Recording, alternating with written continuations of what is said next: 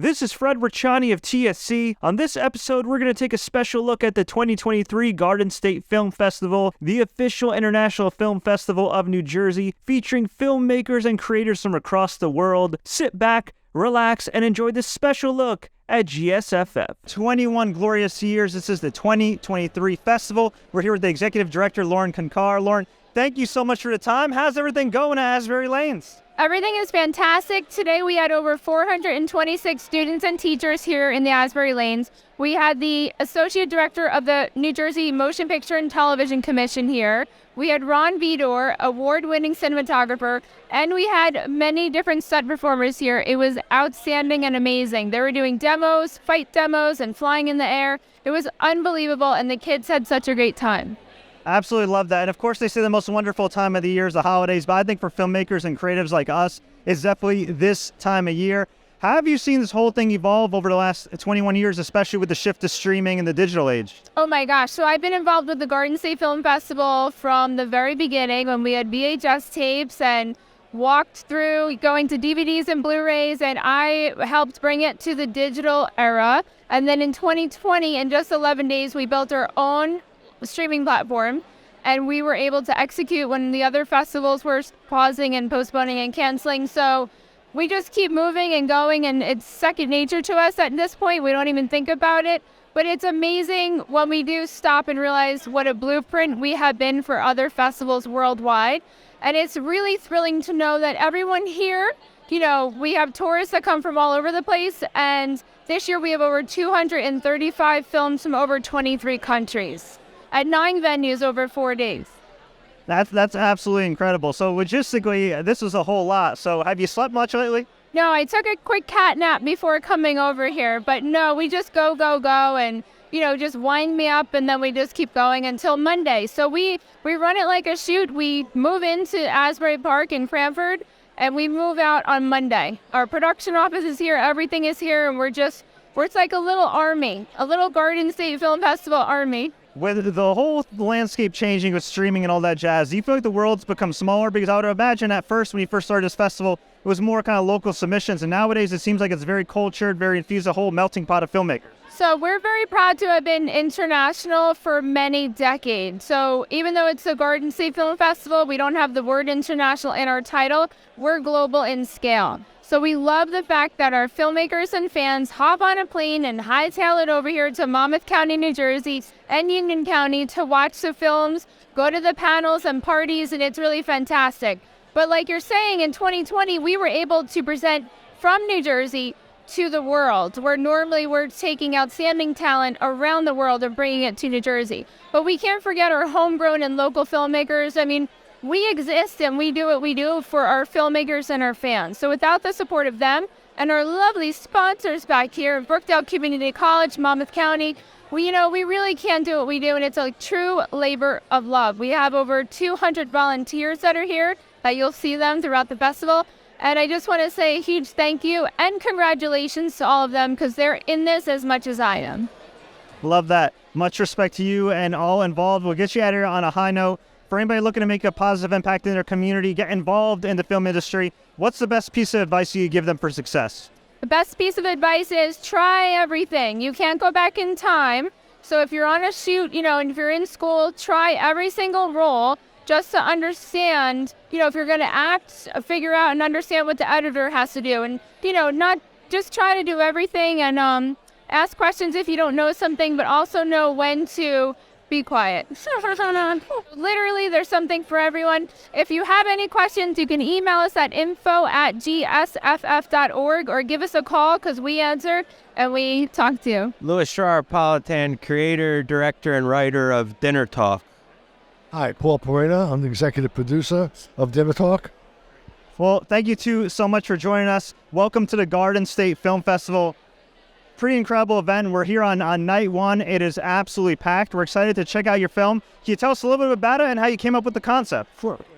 Well, being in the restaurant business for many years, something that fascinated me as a young 15-year-old busboy was looking at the patrons and honing in on their emotion and what was going on at that table. So Dinner Talk was birthed from that. Now, the story is the one line, the restaurant serves as the epicenter for intertwined lost souls seeking redemption and forgiveness. And we take a deep dive into each of the patrons' lives, and we find challenging and dark stuff that we deal with throughout.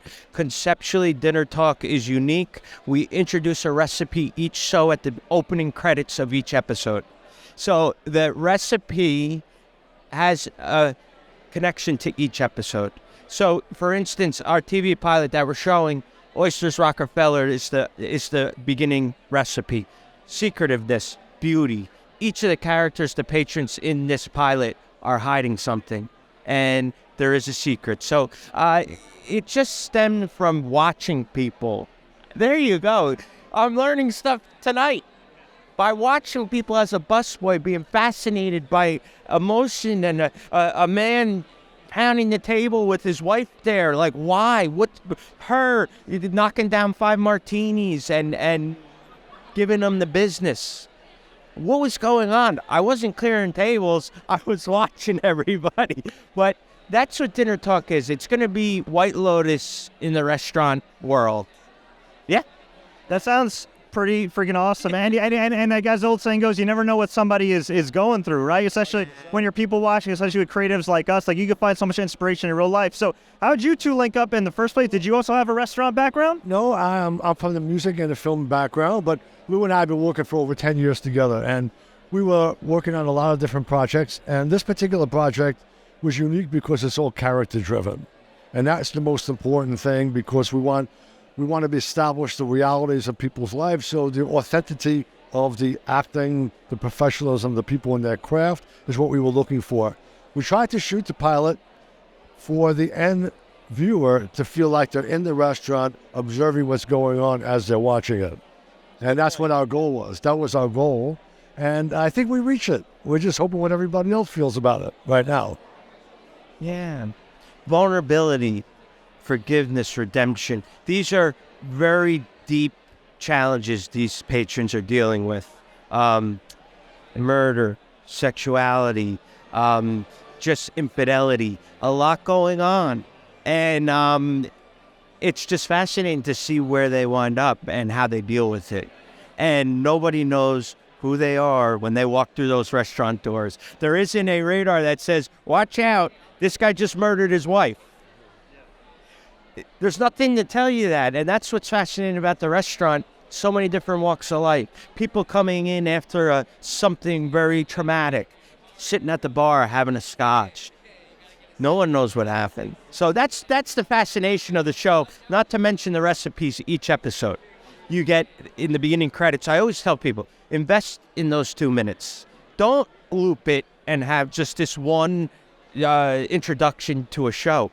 We're going to be taking each of those ingredients of the recipe, and they're going to be cut in very sexy throughout the show, and that finished dinner, that finished plate will start each episode. Hey, amazing. First off, congrats on just getting to this point to begin with. It's amazing. It's been some challenging times with the pandemic and everything else, everything moving to digital. As an actor myself, getting used to self-tapes, it's definitely a process. So for you two, like, logistically, how was everything as far as getting everybody in the same room and really just kind of getting to the finish line where you are at now? We shot during COVID, and we were able to get some press from that from the New Jersey business, because while everybody was home, we were shooting, we were paying SAG actors, we complied with everything on the health factor.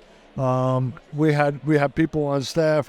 Luckily, everything went well, and we were ahead of the game. By the time COVID was over, we were finalizing post-production. So at this time, beginning of the season, we have a finished product to look to sell. And kudos to you guys. I mean, from what it sounds like, too, you guys were very buttoned up and everything. Everything was paid on time. It was no snags. You just, obviously you did what you had to do and you got it done. Yeah, we did a 5-day shoot. We worked from beginning to end each day. We had one pickup shoot day, 6 days. But we had COVID compliance officer, intimacy coordinator. And it's funny you say people were they were working during the pandemic, and that was amazing. Yeah, it was amazing. But back to the restaurant and the show. Endless possibilities, character driven. Where do you find so many different people in the same place? It almost, I get goosebumps thinking about it because it'll get picked up. It's going to get picked up. We're going to do it. And we're going to be looking back at this interview. We're going to be like, remember that little Garden State Film Festival? Customers with mental health issues, which has been swept under the table. Customers with sexuality issues. Customers that have committed some crimes. So it's a consortium amount of what goes on in the newspaper that we see. And everybody's avoiding that. We're bringing it up front because it's necessary to bring it up front. Today, mental health is a big issue, okay? Treating people right was a good issue. Sexuality is a good. Acceptance of all people is the issue. Remove the hate and accept everybody for who they are and what they can bring to the table for the benefit of themselves and everybody else. And that's what we're about, I would say, Luke. Yeah. Hey, listen. That's the show it's scripted. It's a journey. Nothing really has to be serious, and you shouldn't be serious in life. You take day by day. We're all on borrowed time, and the thing is, dinner talk is just such an expression of joy, even though there are very dark moments, but it's about grabbing what you want in life and going for it. Everyone should know to do that. And just our journey from nuts to bolts, like from the beginning going through, is special. We had a great set. We're working with the right people, which is very important. And Agree with that. At the end of the day, that's what you want. You want to be happy what you're doing. So we're very excited about this. We are. Hi, my name is Harrison Hane Lum. I'm a student filmmaker, and I made a film in this film festival called What a Trap. It's a horror comedy about a man who gets kidnapped by a dude who's obsessed with puppets and playing childish games, has to escape for his life and forced to play games with him. And I made this film at Spectrum C60, which is an autistic Saturday film school where we make films there. I had a lot of fun making the film. I had a guest star, voice actor, make a brief cameo in my film. He was in a PBS show called Rough Roughman with the dogs and stuff. He was in GTA 5 and a bunch of other stuff. I want to be a famous director when I grow up, like Steven Spielberg and stuff. I made other films like A Swan Story and The Jerry Condition. Well, Harrison, first off, thank you so much for your time. That's an amazing introduction right there. You're still in high school. You're graduating this year, which is absolutely incredible. Of course, we're here at the Garden State Film Festival 2023 in Asbury. Wow. So when did you get started in all this whole filmmaking process and everything? When I was like a few years back, I wanted to be a YouTuber.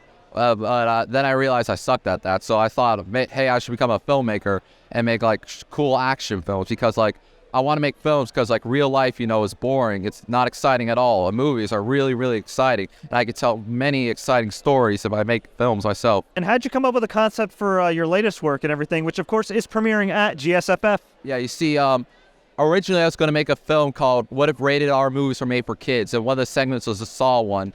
And I was telling to one of my friends, and he said, oh, is it going to be like Sesame Street meets Saw? And I'm like, hey, that's kind of a great idea. So I thought, hey, what if a Sesame Street like puppet, like similar to Elmo, is like Billy the puppet from Saw, and like it's like you're gonna die. It says cool, like morbid stuff like that in a funny voice. Very cool, very cool. And I love the fact that with GSFF, and I've covered a lot of other film festivals too, this is pretty damn inclusive, and the fact that there's so many high school films here, which you don't see a lot of in film festivals. So can you just talk a little bit about the importance of GSFF and just like the work that you're doing here and just the work that all your colleagues are doing? This is like the first time in a film festival, so it's like a huge deal for me. Which is funny because first when I submitted, they said no, but then like a month later, they came crawling back like a jealous ex-girlfriend saying, please, Harrison, please, we need you in, man, please. Oh, man. Well, we're definitely looking forward to checking it out this weekend. I'm sure we'll be seeing it pop up as well after the fact. Before we let you go, besides GSFF, where can we find you online and where can we find you next? Okay, I have an Instagram at Hazardwood Official, and I have a YouTube channel called Hazardwood Cinemas, but I'm probably going to abandon it and make another one. But my next film I'm making is A Swan Story, which is a stop-motion animated film about a paper origami swan trying to find love. But I'm still working on it. I've been working on it for like 2 years because stop motion is a pain in the ass. especially because I'm like making it by myself, no help from anyone else. Hey, I've been there before. Hey, you're doing great. You're at the Garden State Film Festival. You're obviously doing something right. We're definitely looking forward to the future and seeing you in more red carpets. Thank you so much. Yeah, I like to thank Thomas Beast, David Diani, Sean Kasanoff, Alyssa Curry, Mom, Dad, a bunch of my friends, and Janine. I don't remember your last name, sorry. And I like to thank Garden State Film Festival for letting me be in their film.